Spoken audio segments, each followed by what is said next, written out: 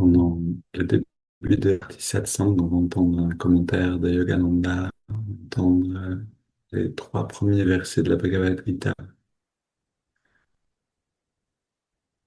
et de rentrer dans cette compréhension par un discernement éveillé. Qu'est-ce que c'est le discernement? Pourquoi est-ce que Jésus disait au maître du Sanhédrin euh, qu'il manquait de discernement? Le discernement, c'est avant tout cette expérience qu'on est en train de faire maintenant, c'est de pouvoir faire l'expérience d'une conscience plus élevée. Qu'est-ce que ça veut dire? Ça veut dire d'un bien-être accru, d'un calme mental. Seulement si on est libre d'agitation et d'émotion, alors notre intelligence est vraiment fonctionnelle. Notre discernement peut opérer.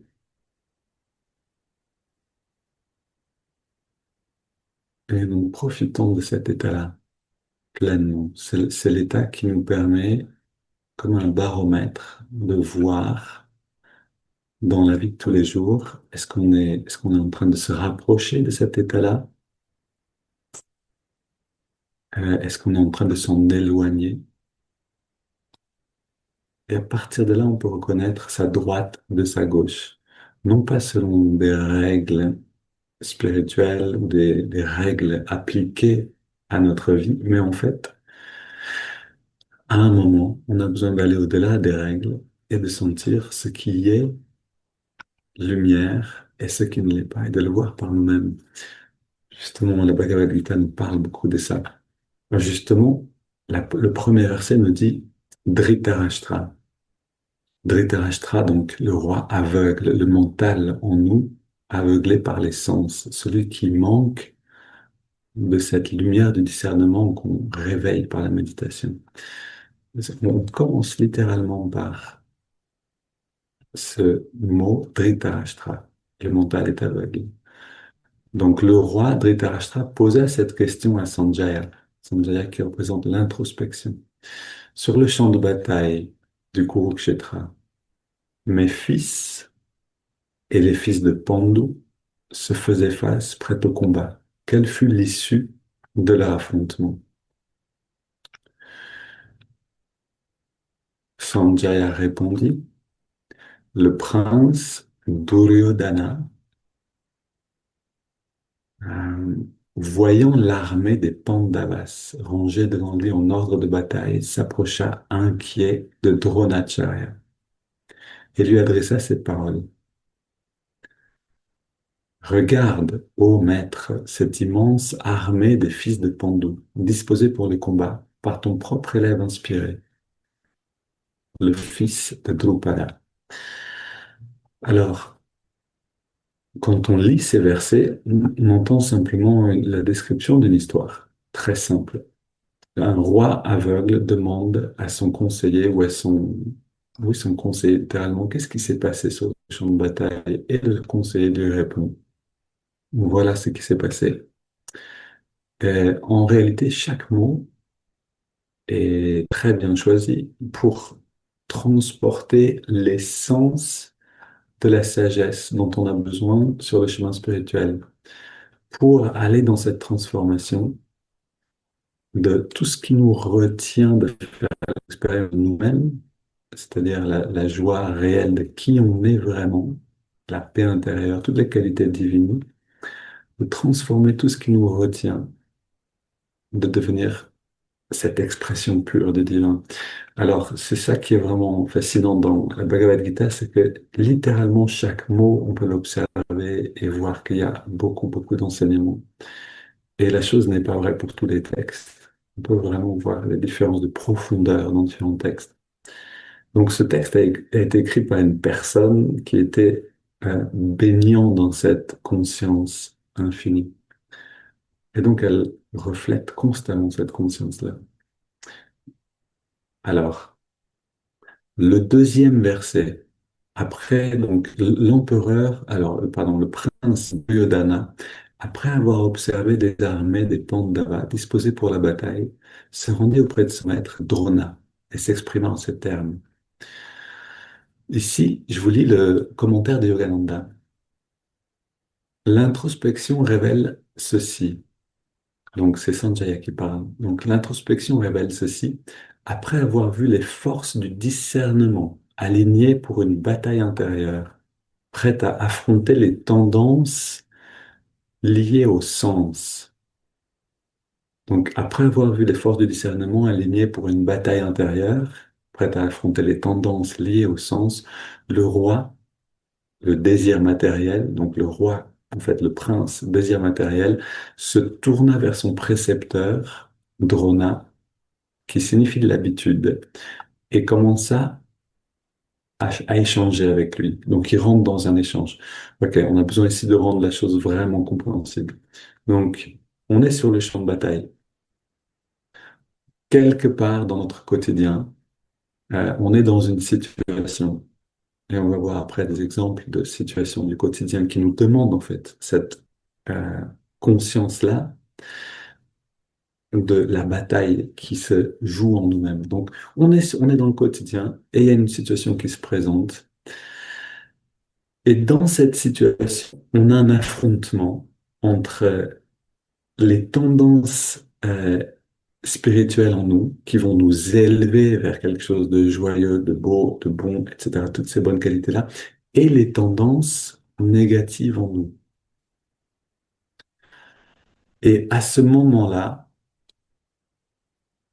le, donc au moment du début de la bataille, le roi qui est, c'est-à-dire le prince, qui est le désir matériel, Duryodhana, qui représente en fait nos aspirations matérielles, se tourne vers son propre maître et commence à réfléchir, à lui parler.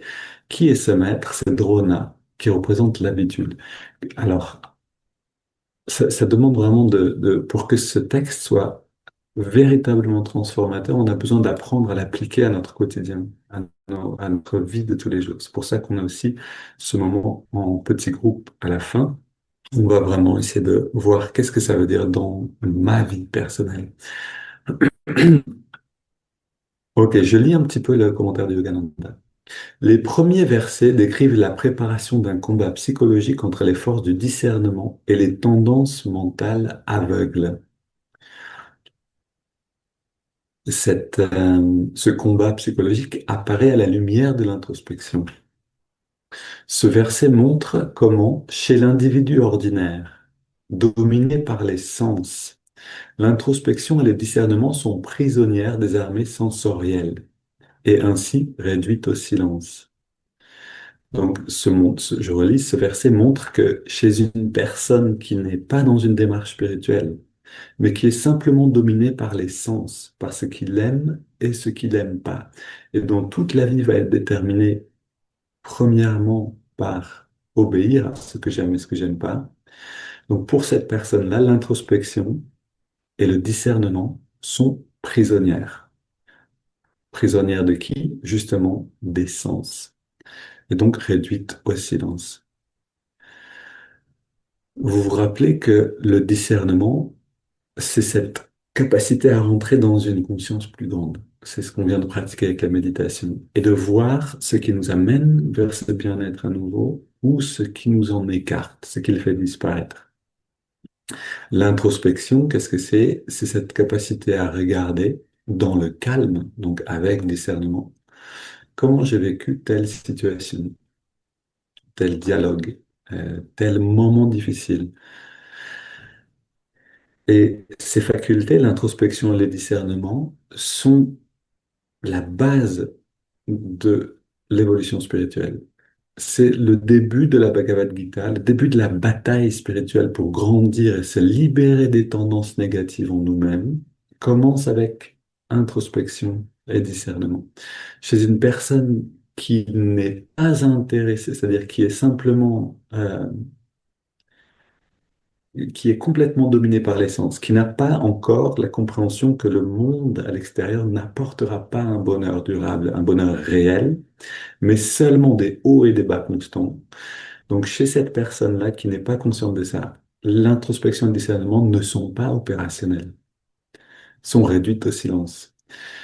Et je continue ici le texte, mais dès que l'aspirant spirituel commence à s'observer intérieurement et cherche par la méditation à éveiller et entraîner les bons soldats du discernement,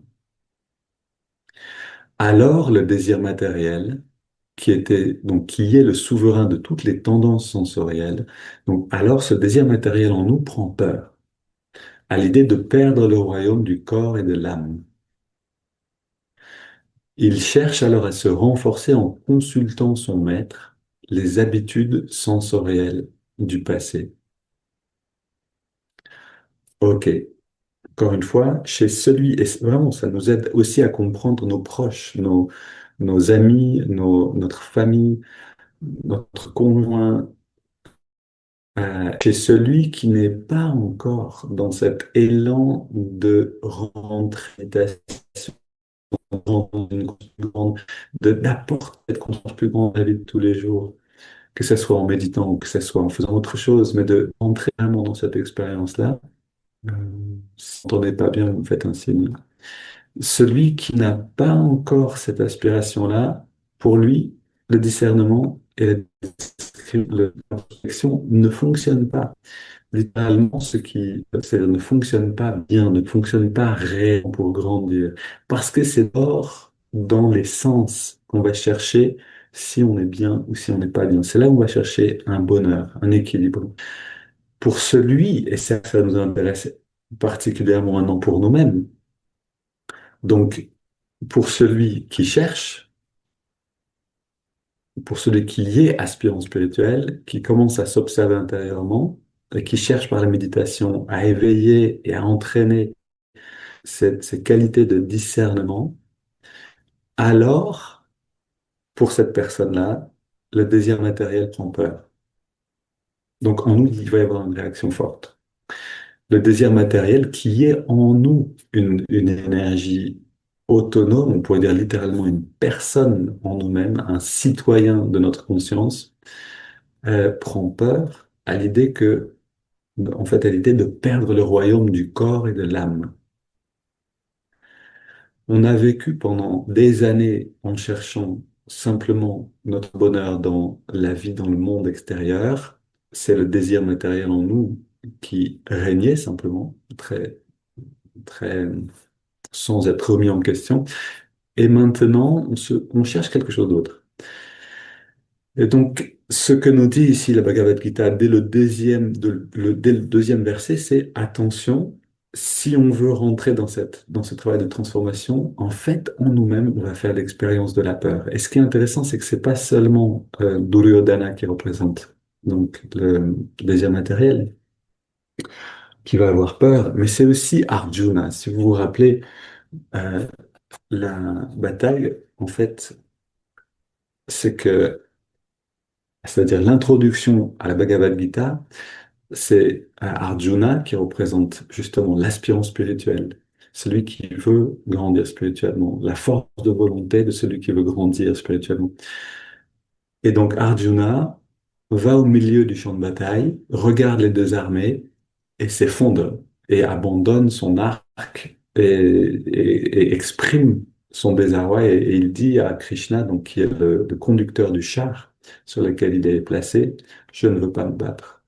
Je ne veux pas me battre contre ma famille, contre ceux qui sont mes cousins, avec qui j'ai grandi, avec qui je suis encore identifié. Et ici, on a cette image qui va nous servir énormément si on veut vraiment rentrer dans un travail de transformation. C'est que en nous-mêmes, l'aspirant spirituel, c'est-à-dire cet ego spirituel que on est à un moment, qui dit, OK, c'est pas à l'extérieur, c'est à l'intérieur, alors c'est parti, on y va. Et pourtant, cet élan-là va être coloré ou va être shaken, va être secoué par une peur profonde. Pourquoi? parce qu'on est encore identifié avec des choses qu'on a besoin de transformer en nous-mêmes.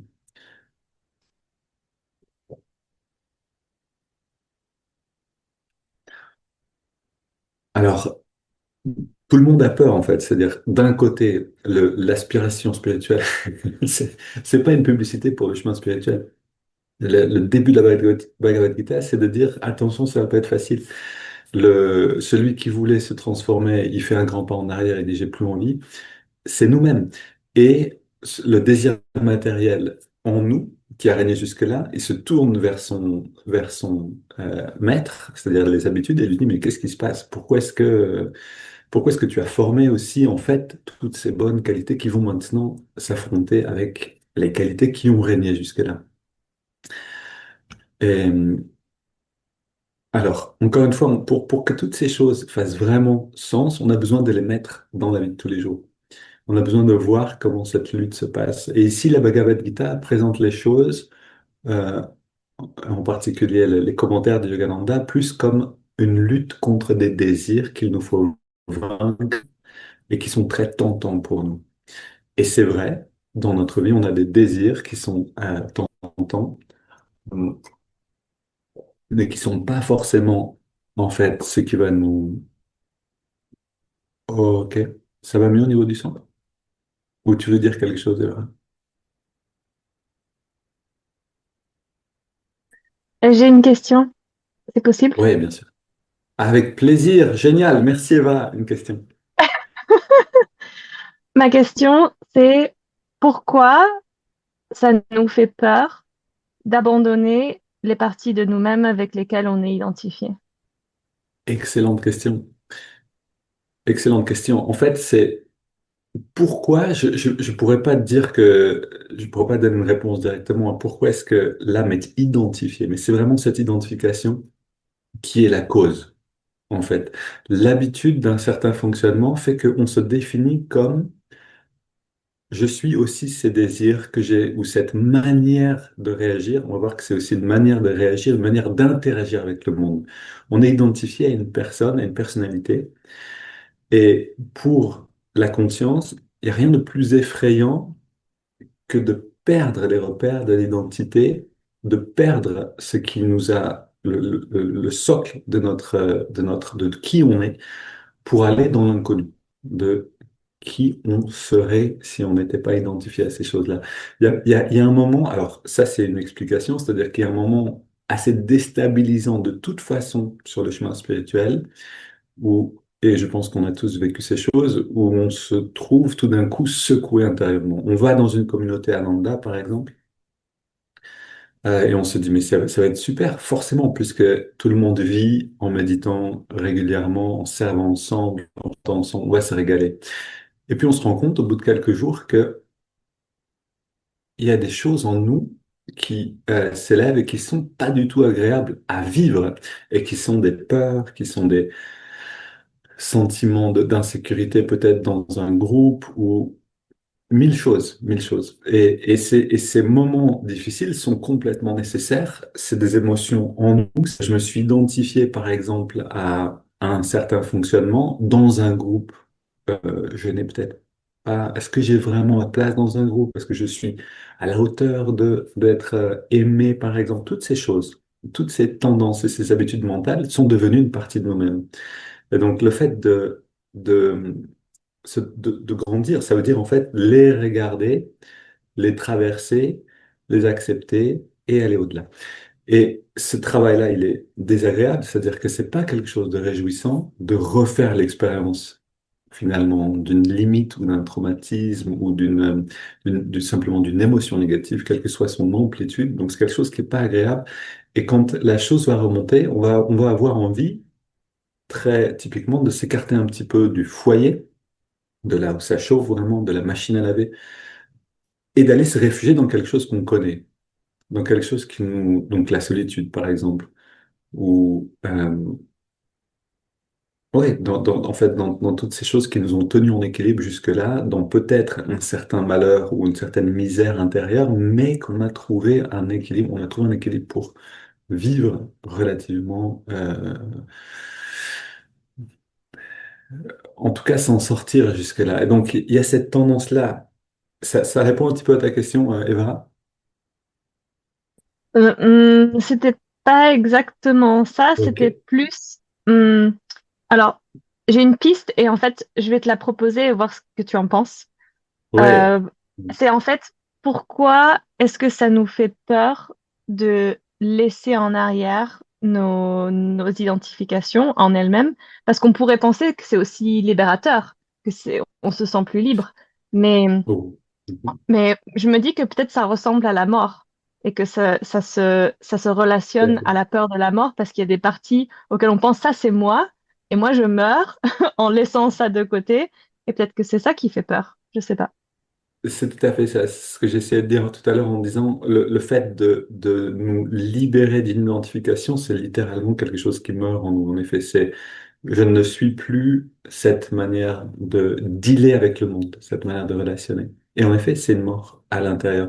Et pour pouvoir aller dans cette mort, résurrection, c'est-à-dire cette transformation, on va devoir refaire l'expérience d'émotions négatives. Et ça, donc, on n'a pas envie de mourir.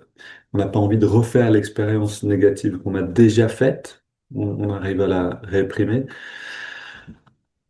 Oui, c'est vraiment ce processus-là, en effet, de mourir et d'aller au-delà d'une identification qui nous fait peur.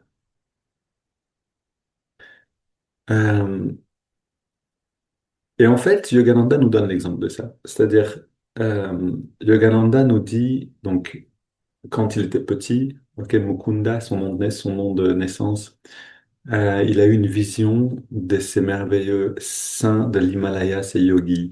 Et à partir de là, il a une seule envie, c'est de retourner, c'est-à-dire d'aller dans l'Himalaya. Mais il sait qu'il a vécu des vies passées là-bas, à méditer dans des grottes avec des grands yogis. Et donc, il a une seule envie, c'est d'y retourner.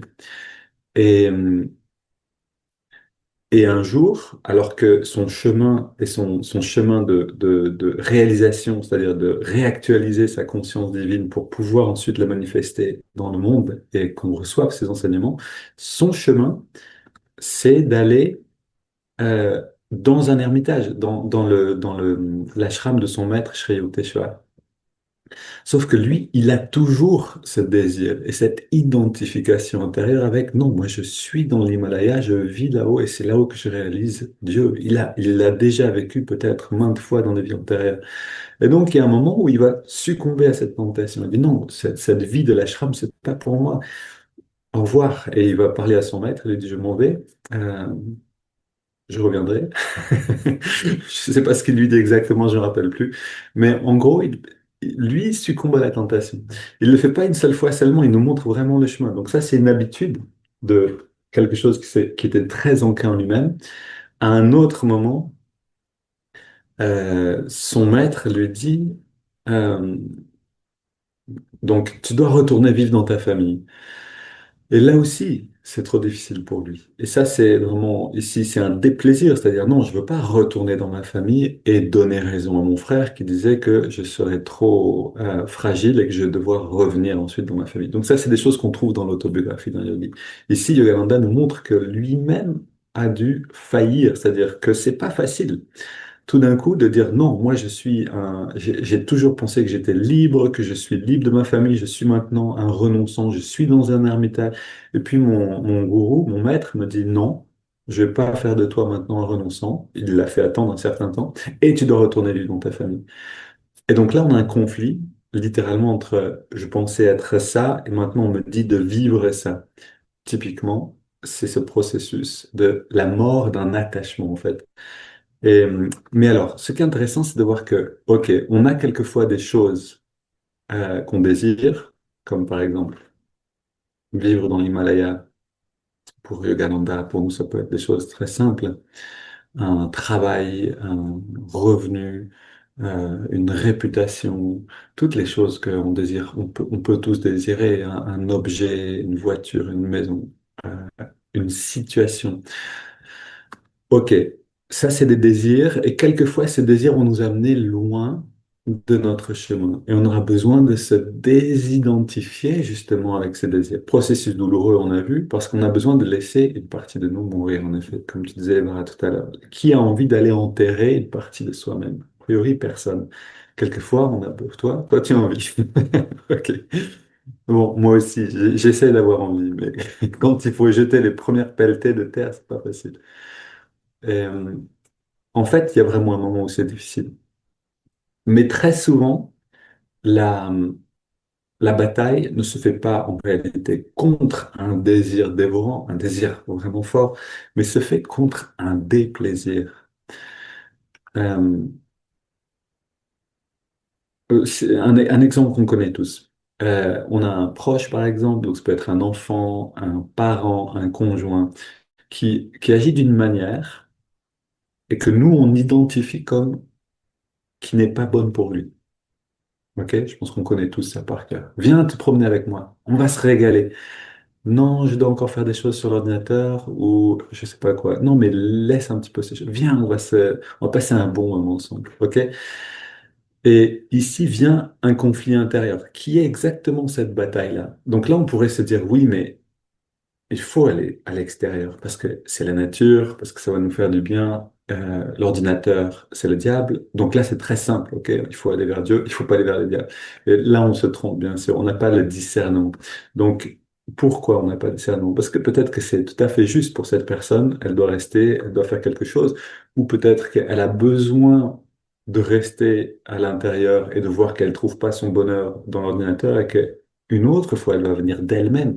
On ne peut pas savoir ici quel est le cœur et l'évolution de la personne. Mais on peut voir en nous-mêmes que on peut voir ces deux premiers versets qui commencent à se déployer en nous. C'est-à-dire, si on va avec l'introspection, c'est le premier verset qui dit, regardez à l'intérieur d'eux. Avec le mental est aveuglé, ok, viens te promener avec moi à l'extérieur, on va se régaler. Non, je reste à l'intérieur, je dois faire des choses sur mon ordinateur. Non, non, je préfère regarder une série télévisée, un truc, voilà. Ok. Donc là, on a un conflit à l'intérieur. On a le, non, mais c'est pas bon pour toi. Viens, on sera mieux dehors. On a un conflit avec ce qui est en train de se passer. Et, si on regarde avec l'introspection, on a une chance de pouvoir changer les choses. C'est le premier verset. Si on ne regarde pas, aucune chance. On va simplement dire, on va aller dans l'habitude ou on va aller dans une réaction automatique. Ok, deuxième verset. Que nous dit le deuxième verset? Nous dit que le désir matériel est effrayé et se tourne vers son précepteur, c'est-à-dire vers les habitudes. Euh, donc, qu'est-ce que ça veut dire dans cette situation-là? Conflit intérieur, tu veux pas venir te promener avec moi, tu choisis quelque chose d'autre. À l'intérieur de nous, si on a cette introspection-là, vient un conflit. L'habitude, c'est-à-dire le désir d'une situation extérieure, le désir matériel, ok, le prince, le désir matériel, qui est ici incarné par si tu viens avec moi dehors et qu'on se promène au soleil, on va être heureux. Ça, c'est mon désir matériel. Lui va voir les armées positives du discernement, qui vont peut-être dire, OK, soyons tolérants, il a peut-être une raison, euh, patience, ce sera peut-être une autre fois, détachement, toutes ces bonnes qualités-là. Et bienvenue Prakash, super. Donc, on a ces deux armées qui se font face et on a le désir matériel ici, donc qui dit non, mais moi je veux qu'on sorte ensemble et qu'on aille au soleil et qu'on soit heureux ensemble. Et ça, c'est important.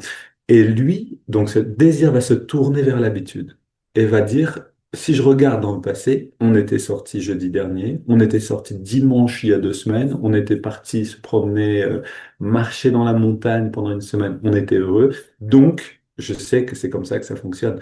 Autrement dit, je vais chercher dans euh, mes expériences passées et je viens justifier que c'est bien comme ça qu'il faut faire. Je le sais parce que je l'ai vécu. J'en ai l'expérience.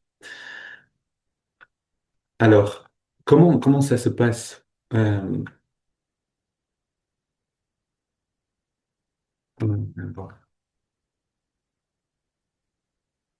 comment ça se passe en fait? On a d'abord besoin d'avoir aussi une habitude qui s'est formée. C'est-à-dire, en fait, deux choses. D'un côté, on a une idée qui s'est confirmée par l'expérience que c'est en étant dehors, en se promenant dans la nature qu'on sera plus heureux, par exemple. Ça, c'est une première chose. L'autre chose, c'est que si cette situation se passe encore et encore, Viens, on va se promener. Non. Pour une raison ou une autre, l'autre, non.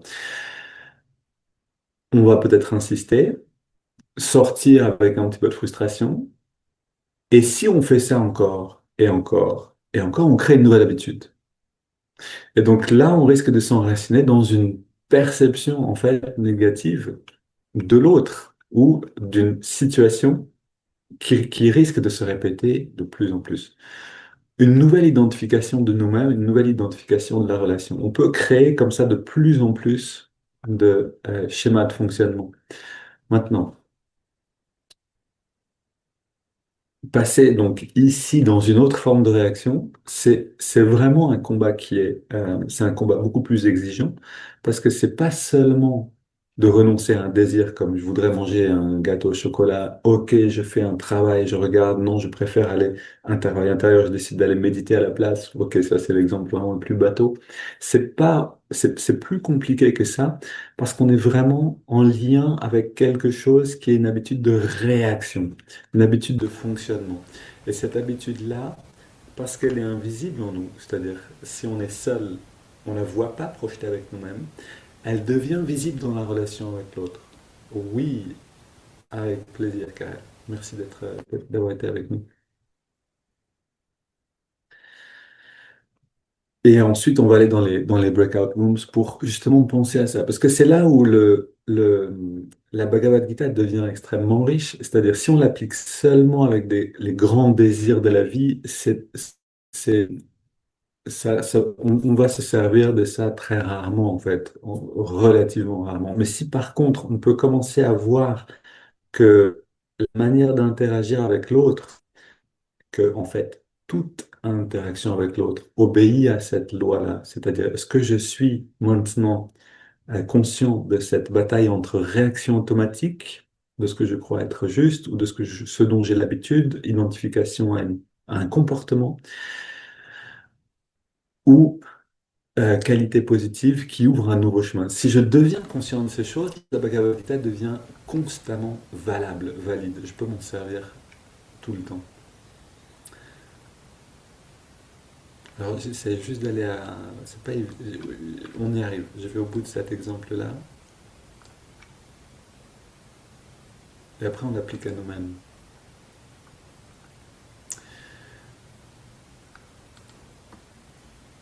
Donc, qu'est-ce que ça pourrait donner maintenant dans cette relation avec l'autre? En disant, OK, sors, on va se promener ensemble. Et l'autre qui dit, attends, etc. On a pris juste une situation qu'on connaît peut-être tous.